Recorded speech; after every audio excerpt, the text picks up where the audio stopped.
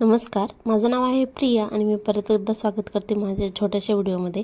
चला तर आज तुम्हाला मळ्यातले शेत दाखवले होते.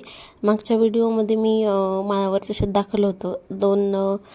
दोन वेगवेगळ्या ठिकाणी शेत आहेत. जे माळावरचं आहे ते थोडंसं लांब आहे, म्हणजे जवळपास 5-6 किलोमीटर लांब असेल, आणि मळ्यातलं आहे ते फक्त 1-1.5 किलोमीटर आहे. आणि एकदम जो गावाकडे जाण्याचा जो रस्ता आहे, 2 गावाच्या मधला रस्ता, त्या एकदम रस्त्याच्या कडेला आहे ही शेती.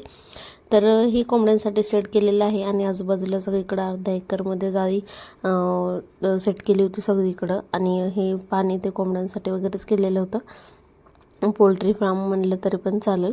तर हे नवीनच गायींसाठी दावण केलेली आहे. अजून थोडंसं याचं बांधकाम थोडंसं काम बाकीच आहे. तर सगळे मिळून 15 असे जनावर आहेत. त्यामध्ये गावरान गाई, म्हशी, जर्सी गाई, त्यांची वासरं, बैल, अशा पद्धतीचे सगळे जनावर आहेत. आणि एवढं सगळं म्हणजे भाऊजी सांभाळतात. आणि एक गडी पण ठेवलेले आहेत. आत्ताच जवळपास त्यांना पाडवायला 1 वर्ष होईल, आत्ताच ठेवलेले आहेत. तर भरपूर असं म्हणजे शेतीचं एक मोठं हे आहे आणि त्याला सांभाळायला बराचसा असा वेळ लागतो. जे शेती सांभाळतात त्यांना म्हणजे माहिती असेल की कुठं जाता येत नाही, काही नाही. चला आता बाकीचं पुढचं दाखवते तुम्हाला.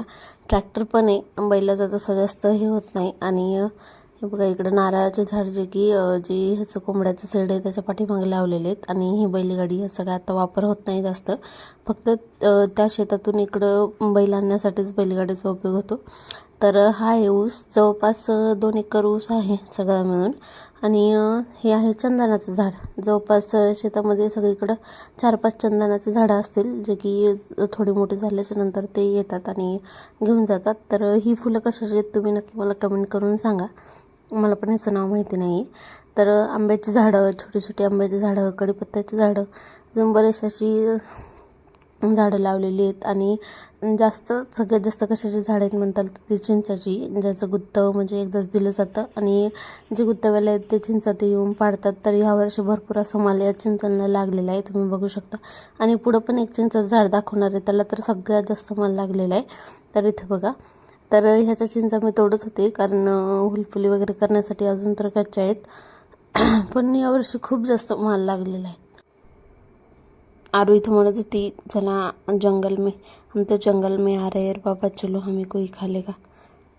तर इथं बघा मी याच्यासाठी चिंचा तोडत होते, म्हणजे ओलफुली करण्यासाठी कच्च्या चिंचा घेत होते. तर पुढं तुम्हाला दाखवते. एका साईडला एवढ्या जास्त चिंचा लागलेल्या आहेत तेच. आणि ही झाडं अशी एकदम डेरेदार मोठी झालेली आहेत, कारण बऱ्याच वर्षापासून हे केलेलं आहे. तर इथं या झाडाखाली आम्ही म्हणजे 2 वर्षापासून वेळामाशा पण करत होतो, पण आम्ही इकडं असल्यामुळं आता काही तिथं जाताच येत नाही. तर ही आहे डगर, कारण म्हणजे अगोदर म्हणतात की इथं एक नदी होती म्हणजे जवळ, आणि त्यामुळे हे असं झालेलं आहे ह्याचं. तर आता ती नदी म्हणजे छोटीच होती, जास्त मोठी नाही, पण ती दुसरीकडं हे झालेली आहे, म्हणजे एक वळण आलेलं आहे दुसरं. आणि त्यामुळे इथं जी शेती आहे खालची तर एवढी काही होत नाही, पण जास्त जर पाऊस झाला तर तिथं पाणी साठते, तिथलं काही उत्पन्न एवढं येत नाही.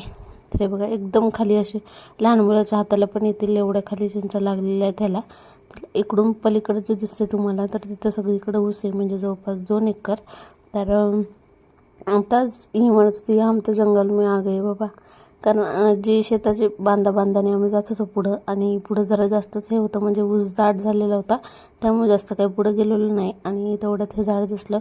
तर जवळपास मी सगळे झाडं बघितले, त्यातल्या सगळ्यात जास्त या झाडाला चिंचा लागलेल्या आहेत असं वाटतंय मला, खूप जास्त होत्या. आणि पलीकडच्या बाजूनी जे कडेला आहे तिथे शेवग्याची झाडं वगैरे असे रामफळाची झाडं, असे बरेचसे झाडं लागलेले आहेत.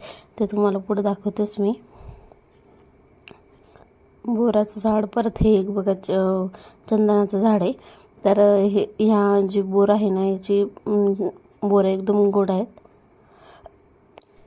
सगळीकडून नुसते चिंचा दिसतात.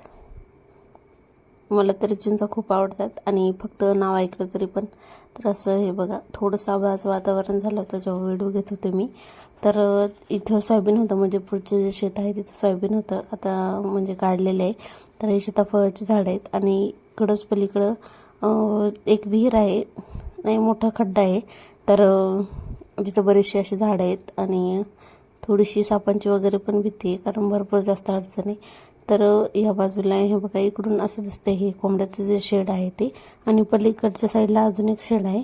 तर नारळाचं झाड पण छान आलं आहे लहरेदार. इकडं केळीचे झाडे आहेत भरपूर आणि पेरूचं झाड पण बरंचसं मोठं झालेलं आहे. त्याला आता चांगल्या पद्धतीने माल पण येतो. चला तर व्हिडिओ कसा वाटला नक्की सांगा. एक लाईक नक्की करा आणि चॅनलवर जर नवीन असेल तर सबस्क्राईब करायला विसरू नका. तर तुम्हाला आमची शेती कशी वाटली नक्की कमेंट करून सांगा. भेटू आपण अशाच एका छानशा व्हिडिओमध्ये.